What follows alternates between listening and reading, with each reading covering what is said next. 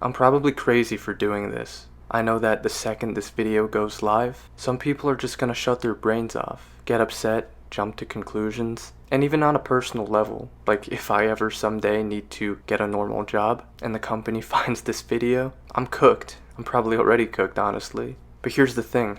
I'm making this video because I trust you guys. It's not for the people who want to stay in their bubble. It's for the people out there who actually have some level of critical thinking and questioning ability, and the ability to listen, to hear out someone without immediately putting a label on them. And if you stick till the end and actually listen to what I have to say, I think you genuinely might learn something interesting. Because I know that there are two types of people watching this video. Those who have maybe always hated Trump and think that anyone who has ever supported him in some way is any of the ists, racist, sexist, xenophobic, whatever, all of those. And I'm sure a lot of other people watching this video might have also supported Trump at one point or another. And now things are just starting to feel a little bit off. Maybe not just a little bit. Something's just not right. And I feel like everyone is starting to realize this. So in a way, maybe it is the perfect time for people to start coming together, whichever side you might have previously been on. So what I'm here to do, very simply, is to, number one, explain why someone like me,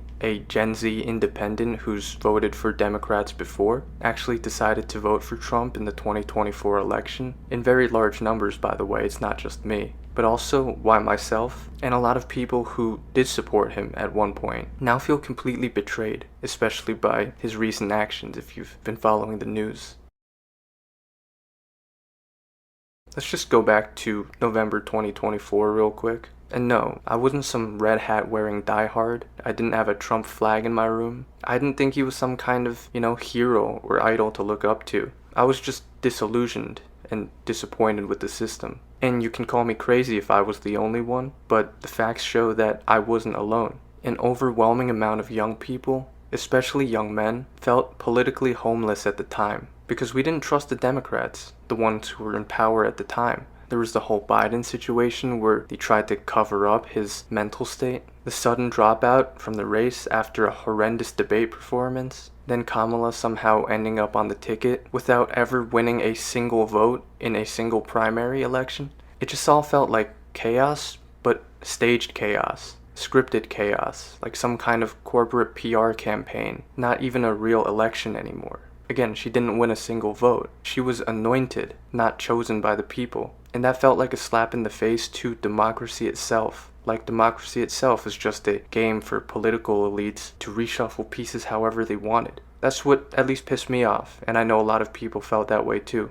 Another big thing, maybe it's gonna make some Kamala Harris fans upset, but I'm just telling the truth as I see it. There was this whole wave of woke degenerate culture that felt less like progress and more like punishment. Kamala Harris was literally hosting rallies with people like Megan Thee Stallion twerking on stage for votes, celebrities and elites at her rallies lecturing us about who to vote for and the moral high ground, all while they're living in mansions and looting the economy. And of course, just all the explicit as well as implicit shaming of straight young men, almost like if you didn't hate yourself, you were considered the villain. Because for years, throughout the education system, the media, the entertainment industry, we got the message that we were toxic, privileged, but also useless. Women don't need no man, and over time, that just gets exhausting. Because men are struggling right now. That's part of the reason why I have this channel and talk about these things. Because I want to try to represent on some level those who are in a tough situation. The economy is broken, wages are flat, jobs feel meaningless, the dating culture is a complete mess, housing costs are becoming unaffordable,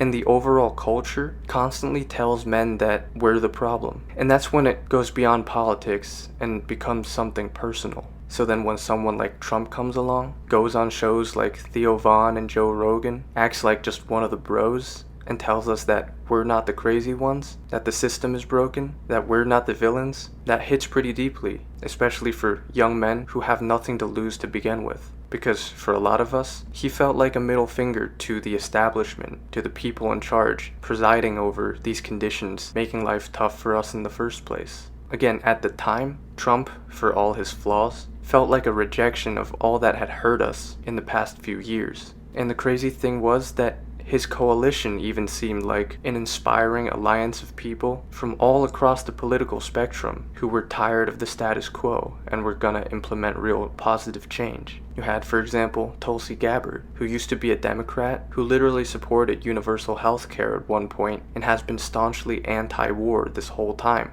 You had RFK Jr., who seemed to be the only one sounding the alarm on the public health crisis and chemicals in our food and water. You even had Elon Musk, back when people still thought he was a genius and could really make leaps and bounds in some kind of innovation in the government.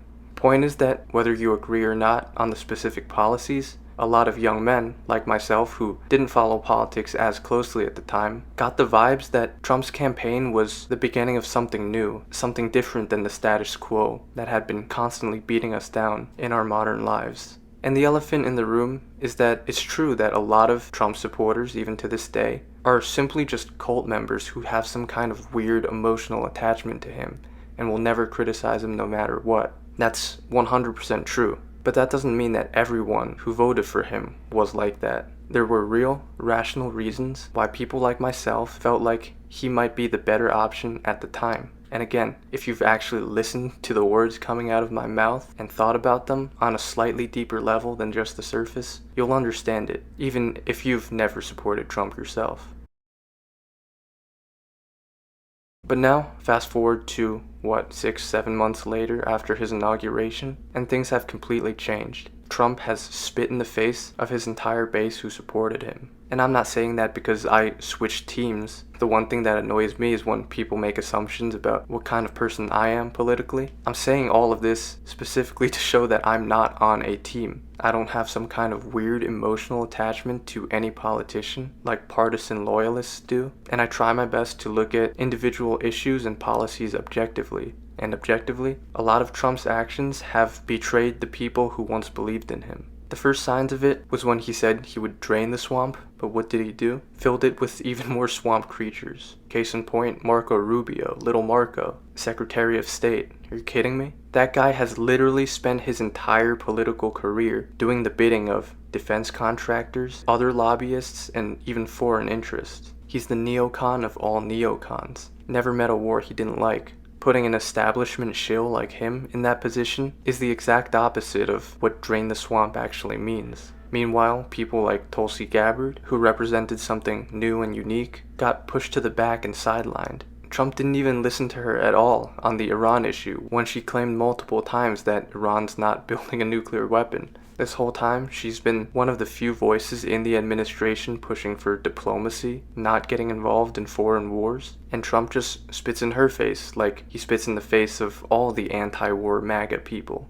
And speaking of that, let's talk about the whole no new wars promise. Because Trump campaigned on being the negotiator. That's what a lot of people saw him as. A deal maker. The guy who could actually sit down with world leaders and make deals instead of sending young Americans off to risk their lives in a foreign land. And to give credit to him, he did a good job with that in some areas in his first term, like making peace with North Korea and not having any huge conflicts erupt under his watch. But then, he literally allowed, if not encouraged, Israel to launch a regime change war in Iran. Then we went in ourselves and bombed Iran. Luckily, nothing too bad has happened yet to Americans, but people don't talk about the fact that it wasted hundreds of millions of taxpayer dollars, all for what? For us or for Israel? And I see a lot of so-called conservatives, not real conservatives, doing all the mental gymnastics in the world, saying, oh, it wasn't a real war, it was just a limited strike. Oh, he de-escalated and got a ceasefire eventually. But number one, as I've talked about many times, my position and the position of a lot of other analysts is that this war is nowhere near over yet. Just like how Israel and Hamas had a ceasefire, I think in January or February, and then they broke it again right after. But number two, no new wars means no new wars. When a politician says he's gonna do something, you have to hold them accountable for that,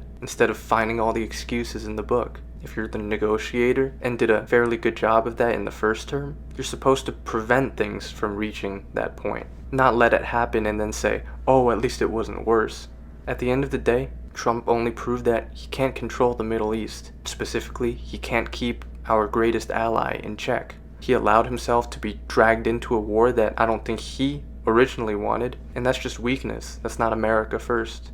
Another thing to briefly mention is the whole mess with the tariff war and the Doge budget cuts. I'm not an expert on it, and I know people have differing opinions, but overall I think you can say that Trump's economic policy is kind of all over the place. You don't really know what to expect. But at the end of the day, while he talks a big game about protecting the working class, his inner circle just looks like a hedge fund meeting, filled with the swamp of political and business elites everywhere. Even at his inauguration, how can you claim to be an America First populist when you literally have elite billionaire globalists sitting front row at your inauguration? That does not make sense. And then of course also the whole thing with the big beautiful bill, how there are many provisions that cut the social safety net for ordinary people and kick people off of healthcare. But all of that aside, I'm sure you guys have all heard about the recent news and the biggest betrayal of all, or at least the most obvious one. Let's talk about the files. I think you know which files I mean. And I know I've got to be careful about this topic, but you know what I'm talking about. The infamous list, the one related to the guy who had the private island, and the entire right-wing media machine built itself up by screaming about this list. About how the names on it are gonna destroy the left, the Clintons, the Hollywood elites, the corrupt Democrat politicians. And that might all be true. And Trump, to satisfy his base, was screaming about it on the campaign for years. And everyone thought that when Trump got into office, he was going to usher in a new era of transparency and expose these files, along with other files like the JFK and MLK ones. But what happened when the time actually came, when it was finally possible to expose the truth? Suddenly, Trump and his team are acting like nothing is there. Pam Bondi, the attorney general who literally once said that she had the file and the list of names on her desk to review, now she says that there's nothing in them. There never was. There weren't even files to begin with. No follow-up, just end of story. The official narrative went from, we have the files, to, oh, we don't have them, nothing to see here. Epstein actually unalived himself. Had nothing to do with blackmail, nothing to do with a certain country. He released the supposed video from the jail cell. Not only was a whole minute missing, but it was proven to have been edited multiple times. And it's just crazy how they try to gaslight the public. It's insulting to our intelligence. And the craziest part is that people still want to make excuses for Trump.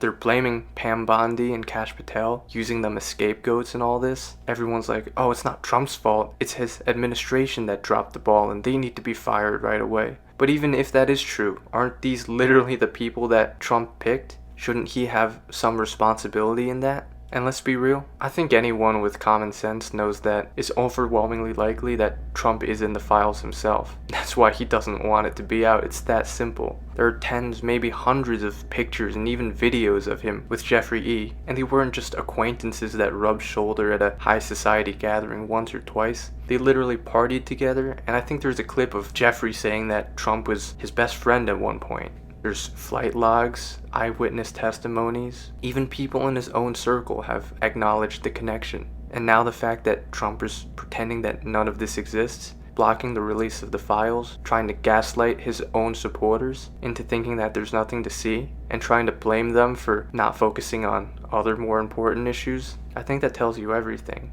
And the last thing most people on here won't say, but what I will, is that let's not pretend that the timing was just a coincidence. The whole closing of the Epstein case, is it just a coincidence that it came the day after he met with Netanyahu? The same Netanyahu who's the prime minister of the country that Epstein himself was allegedly working for? This stuff gets a little bit deeper, so I'm just gonna leave it here. Maybe put some stuff on the screen. Maybe you can do your own research, but it becomes clear after you look into it just a little bit. But the point is that all the evidence points to Jeffrey having worked for, or at the very least being extremely closely associated with the intelligence agency of a certain foreign government for the purpose of running damaging operations against American and international elites and politicians. Anyways, the whole point of all this is to say it's time to stop lying to ourselves, for anyone out there who still is somehow. If you're a Trump supporter and you still think this is someone else's fault, again, Trump is obviously on the list. The pictures, the mountains of circumstantial evidence, the testimonies, the reports. At some point, you just gotta ask yourself, if Biden tried to cover this up, would you be making the same excuses? No, of course not. Conservative media would be all over him. So it's kind of ridiculous to see how people are spinning the story to still try to defend, or at least not blame Trump in this case. And it just goes to show that most of the people you watch out there are literally just paid shills. I can tell you this, I know, because I've been in this YouTube politically adjacent commentary space for a while now. 90% of those guys are not keeping it real. They make a living off of lying and get paid to do so. Their entire image and career rests on defending Trump no matter what. Whereas me, I'm literally just a guy speaking from my one-bedroom apartment, recording from an iPhone, with no donors, no external funding. I don't even take advertisers, and that's why I can sit here and tell you what I actually think, and what you're probably starting to realize now as well.